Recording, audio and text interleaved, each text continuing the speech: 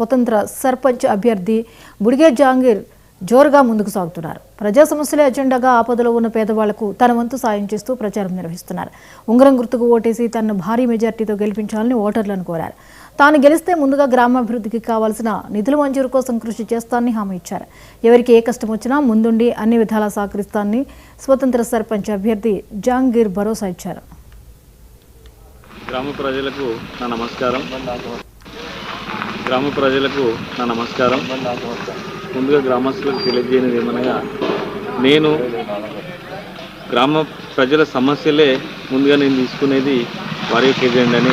ఏ అవసరమైన ఊర్లోనే నేను ఉంటాను కాబట్టి వారి యొక్క అత్యవసరం నిత్యావసరం ఏమున్నా కానీ నేను ముందుండి లేవడానికి ముందుకు వచ్చిన ఈరోజు సర్పంచ్ అభ్యర్థిగా బుడిగే జహాంగీర్ గౌడ్ నా పేరు. స్కూలు, తర్వాత రోడ్డు రవాణా వ్యవస్థ,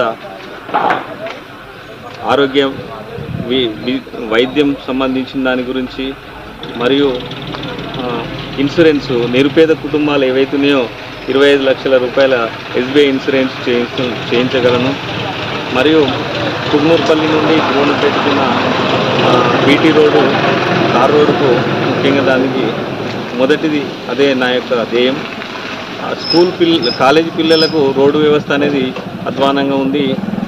రవాణా వ్యవస్థ, కాలేజీకి వెళ్ళే పిల్లలకి బస్సు సౌకర్యము తూర్పుగోదావరి